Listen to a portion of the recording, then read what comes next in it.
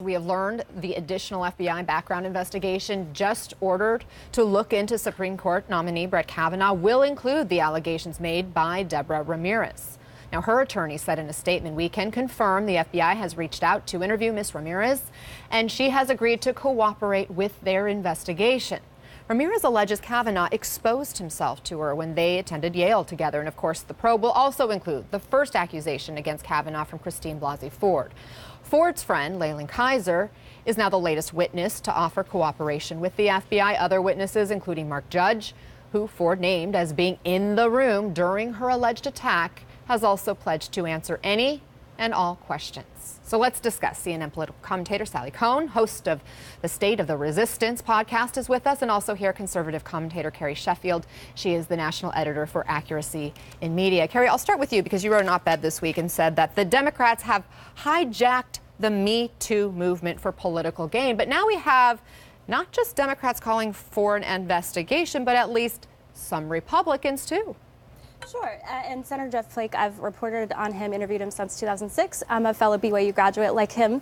I respect him. I understand why he's doing this. I personally, on Thursday, felt like I had enough information if I was in the Senate to vote yes, a strong yes for Judge Kavanaugh. But I understand that some people, maybe to get them over the finish line, they want to see a bit more confirmation for what we already know, that there is no evidence for these really spurious allegations that are truly, there's a crime that they're alleging, a crime. And so to weaponize, women's rights and use them for political purposes. There was 8 weeks between when Senator Feinstein had these allegations of a sexual assault crime and did nothing about them. This is truly, truly despicable. Well, remember that she was asked to keep this to herself, that accuser wanted to remain anonymous. So she, in many ways, respected the wishes of this woman. She could have done it in a redacted form. Additionally, the fact that the judge was in her presence for an hour in an interview with Senator Feinstein, and she said nothing about these accusations. It is so clear that you cannot look at it in isolation. What's happening here is more and more smearing by the left. This happened to John McCain. They called him a racist, a white supremacist in 2008 when he was running against Barack Obama. A rabbit hole here. No, it is not a rabbit hole. It is a pattern of. It is a pattern. It is a pattern. The Democrats didn't do it to Neil Gorsuch. So if this is a strategy, why wasn't it a strategy before? And I just want to be clear about something. First of all, the burden was always on Kavanaugh to show the Senate and the American people that he is qualified both technically and ethically to a lifetime Supreme Court appointment, period. And so he has to show that. Now, I want to be clear about something else here. It is ridiculously offensive to not only not take serious the accusations of women because they weren't the perfect victim or they didn't report at the perfect time, but now to also insinuate that they don't have the autonomy to speak up and speak out for their own reasons, but are being used or manipulated. That's just disgusting. Her claims were taken very seriously. The entire United States Senate was held at a standstill for allegations that wouldn't make it past local court. But just a second. The entire balance of the Supreme Court is holding on. I got to push back for just a second, though, because when you say that her accusations were taken very seriously, we had the president come out and say that if they were true, she would have gone to police right after it happened. Her loving parents would have made a police report. We had Judge Kavanaugh himself talking about this all being essentially a big smear campaign. I mean, can I also say we had economy of $20 trillion is brought to a standstill. The United States Senate, one of the most powerful bodies in the entire world, is brought to a standstill to hear this woman's allegations. That is taking her seriously. And it is incredibly partisan and truly deplorable as someone who is a survivor of sexual assault to see how this has been weaponized. Because Democrats, they did not do the proper protocol.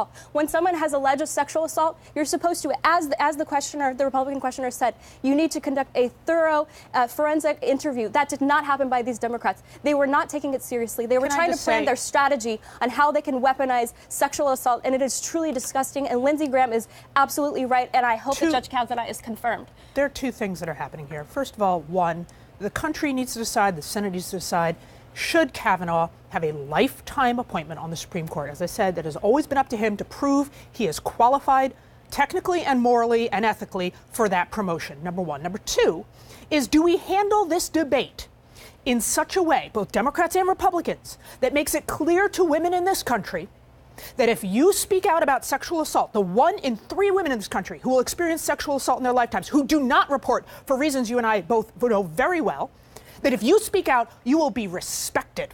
You will be treated with respect. You will not be shamed, smeared, and attacked. Now, let me be clear about something. There were Republican senators, including Orrin Hatch, including Chairman Grassley, including Lindsey Graham, who made very clear, sure, we'll allow this testimony, we'll hear them out, and we'll hear the accuser, but it doesn't matter. Either I don't believe her, I'm voting for her anyway, before she testified, or in the case of Grassley, you know what? Even if he did do this, he's a good guy now. No, that is not what happened, Sally. That is not what happened. Let me ask you a question, Sally, because to the point about the politics of the situation, there is a reality here that politics are in play. So if this FBI investigation happens and they come back and there is no clear answer as to what happened and no definitive, nothing's cleared up definitively, then do Democrats still have legs to stand on to try to block the nomination other than conservative justice? Let's. I know this is hard to do in this moment, but let's be clear about something. Democrats were clear from the beginning, certainly once the facts came out about Kavanaugh's record, and certainly after his initial hearings, that they weren't going to support him. And they weren't going to support him, first of all, because they only got to see they did not get to see 93% of his record. And they were not going to support him because of the several inaccuracies and misstatements he made during his testimony. So let's be clear. For their legitimate reasons, that's not what issue here. The issue is Republicans who were going to support Kavanaugh before these allegations were made, as it is their understandable right to do so, are they still going to support him in the face of these allegations? And does the FBI investigation, if there are facts that any doubt, we have a shred of doubt, do we have a shred of doubt? Are we comfortable saying not only to the people of this country, but the women of this country, you know what? We're not sure. He may be guilty. We don't know. But hey, it's okay. We're still going to give him the job. There are other judges. I listen to you, Sally. What you are doing is intellectually dishonest, and you are reflecting many, many Democrats who are fundamentally rejecting due process, forensic evidence, data, statistic. I mean, everything that would build a legitimate case to prevent sexual assault. We are telling women you don't actually need to do that. And the way you protect yourself, as Gretchen Carlson told me in an interview, is about evidence. And if we don't believe in evidence, we don't have a judicial system. If we don't have a judicial system, we do not have the rule of law. There may not be. This is not a trial. There may not. This is not a trial. It is a trial. It is a criminal charge of which she is alleged. Okay, it is let me ask you, do you believe trial?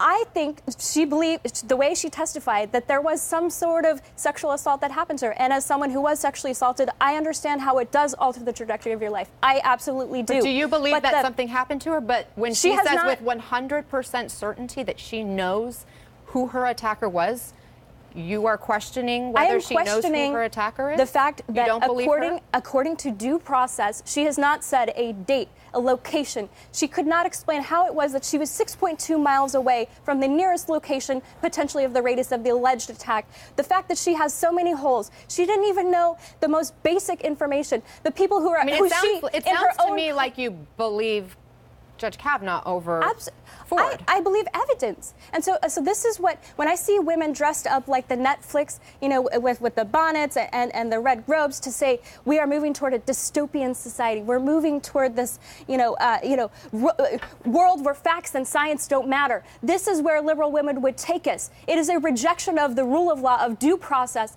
And what Judge Kavanaugh said in his thing was, if you had a father or a son who was alleged to have committed this vile crime without due process and evidence, how would you feel about that? How would you feel if your father was accused of this crime? Less than 2% of rape accusations end up being false. So I'm more worried about the ones that are real. And let's be clear about this.